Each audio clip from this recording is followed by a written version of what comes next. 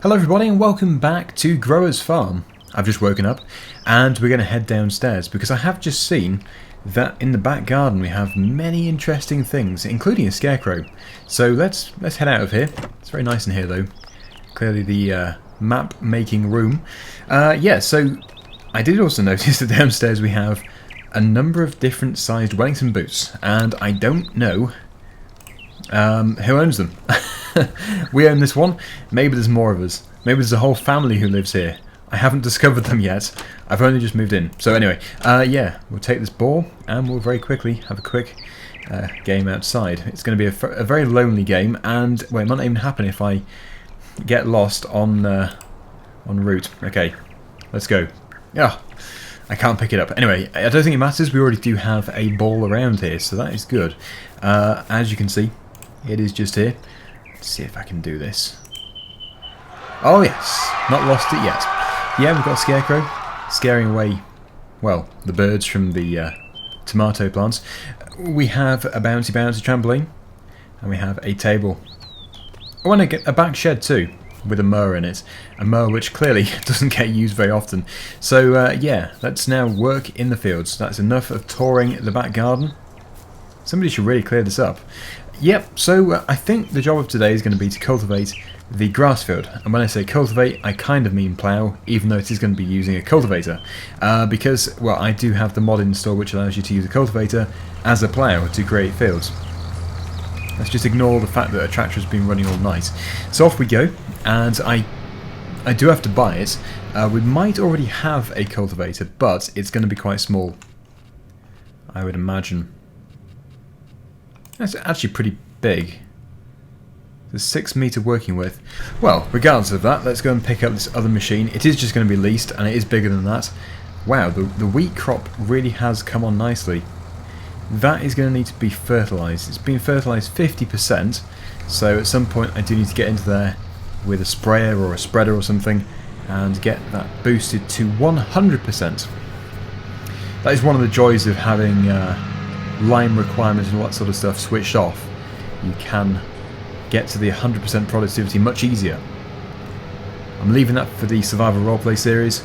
This series is very casual. If I feel like doing some lime spreading anytime, I will just enable the option. So yeah, if I want to do it, I can do it, and it will still benefit the fields. Anyway, let's go and pick up the cultivator, which we are just borrowing for today. It is really just to convert this one field into a ploughed field, into an arable field. And I can't remember what the working width is, but it is still bigger than the one we have. It's much larger, and bizarrely, it isn't too expensive. I'm not too sure what it will be to lease it, but it's only 10,000 to buy it, so in comparison to others of a similar size, it's incredibly cheap. Oh yes, I probably should bring those fertilizer bags back, although if I'm going to get a spreader, I'll need to fill it up here anyway, so that is fine. Right, disc harrows. So you can see we have at the end here the 490 case, and it is 9.8 metres in working width. £10,000. I didn't edit that price. That is the default price. For a similar working width of 9.8 metres, let's see what we can get for our money between those two. So it's, let's just go between the two. Let's just say 77,500-ish. Yeah, so you're getting quite a bit for your money there. And if we're leasing it, which we are doing, it is only £510.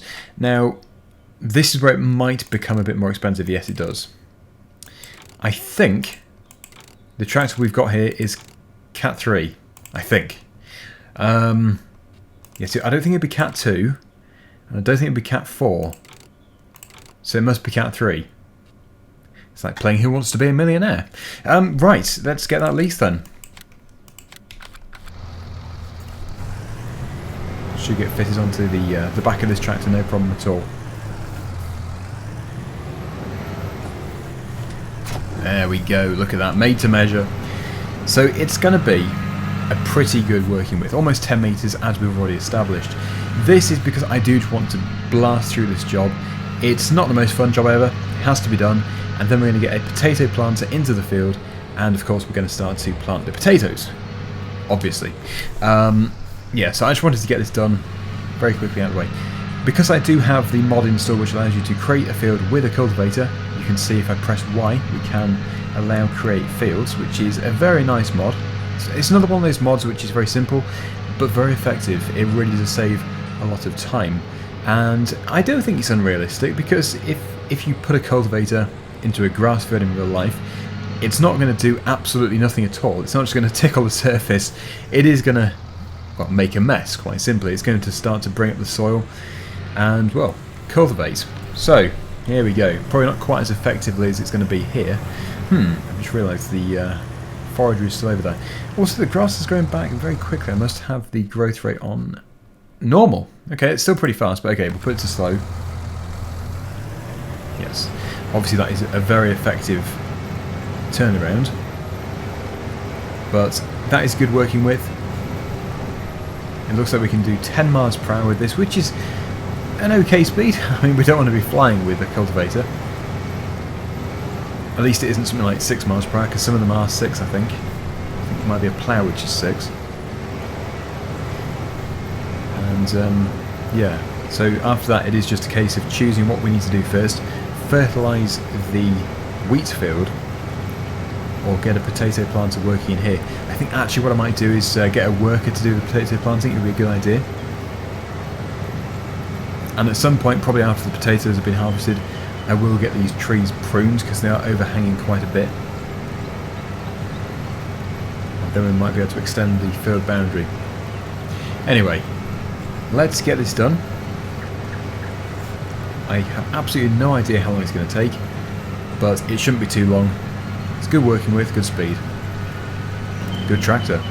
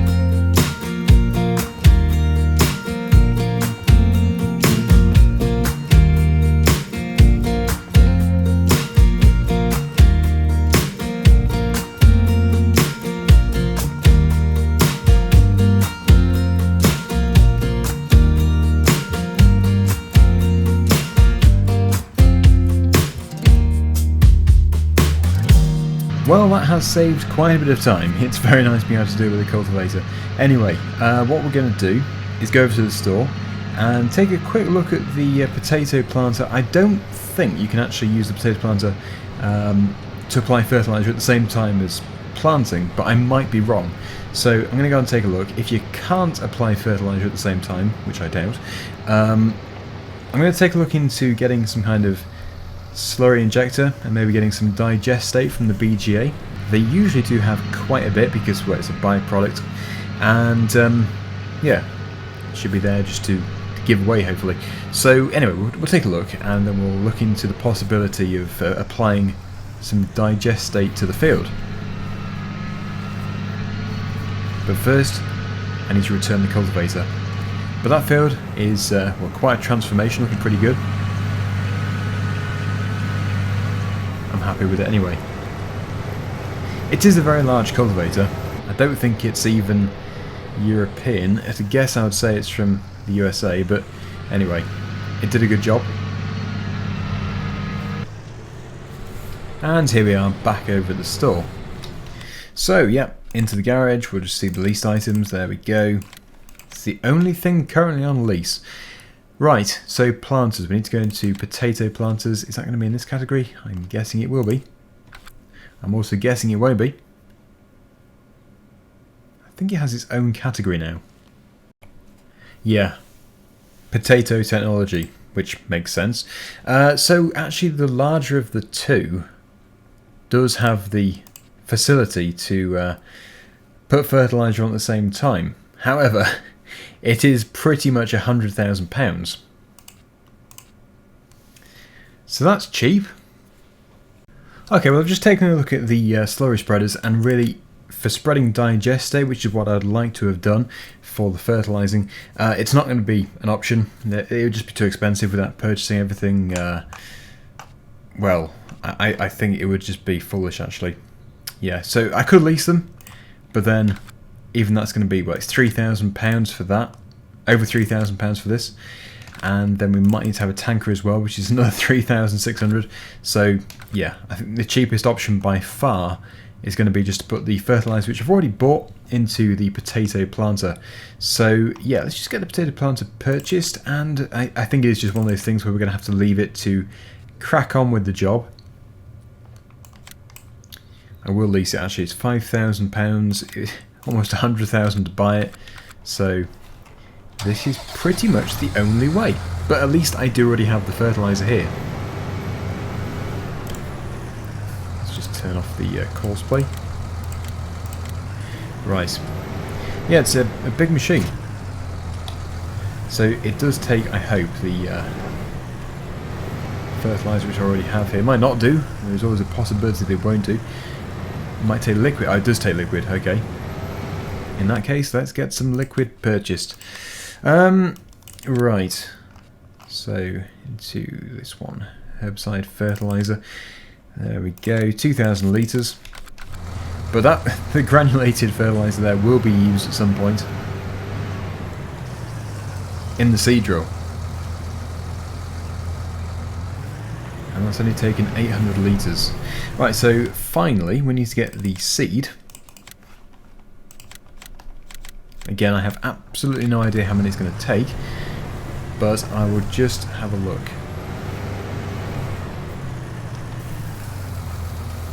Quite a few. In fact, a lot.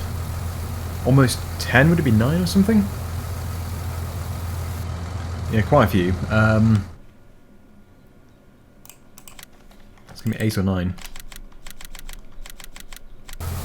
Many potatoes.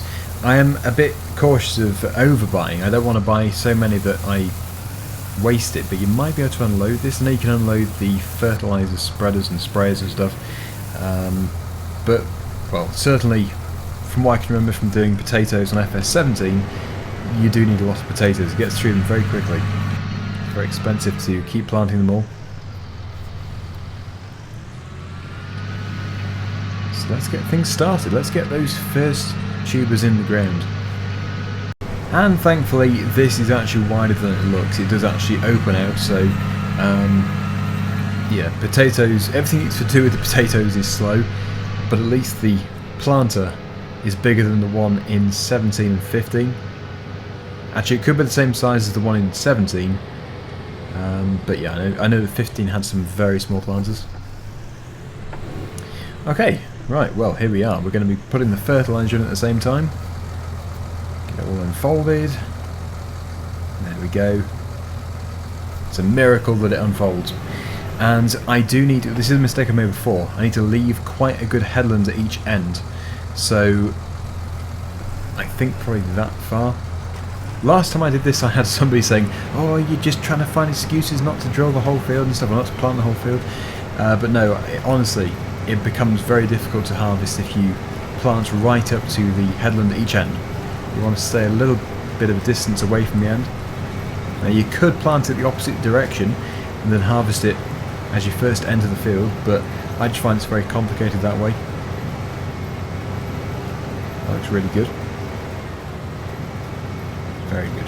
Shame about the 2D texture, just flat texture across instead of it being 3D, but you never know. It might be on the way. I seem to remember that Giants did say when they were announcing things about FS19 that they had actually tried to do the dynamic ground and everything was 3D, but it just didn't quite work. So I'm hoping that means that it is going to be in the next farming simulator game, hopefully, but obviously only time will tell. Also, it's best if I do stay in a straight line, so I don't really want to be going up against the edges here. I've learnt from my mistakes before. It doesn't look as good because I have missed pieces, but it's not an issue. And yes, it is eating the potatoes. It's getting through them very quickly. The amount that we have in there is rocketing down, and we do need to leave quite a bit of space here, so I'd say about there. And we need to turn around.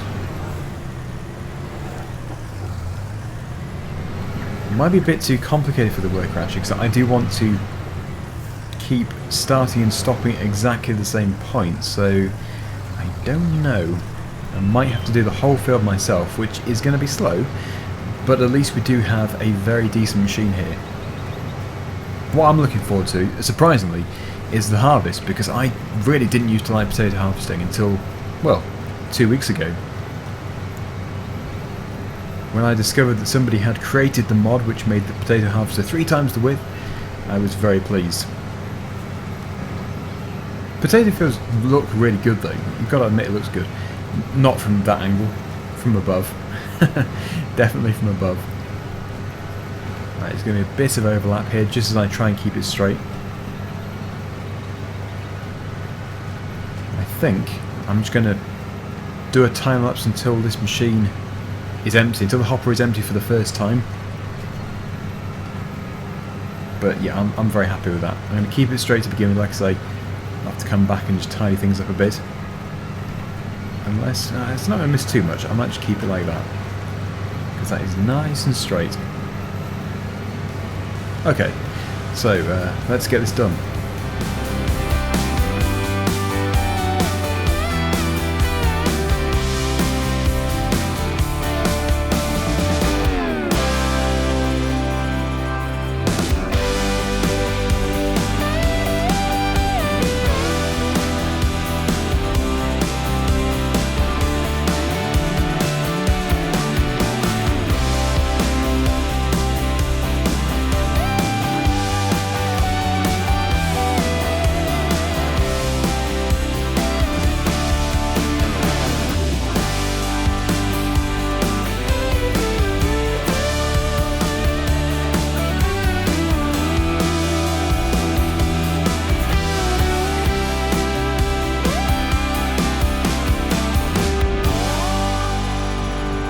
Okay, well, we still have 21% in the hopper. It's actually going really well, and I think it looks really good, even though it's my work.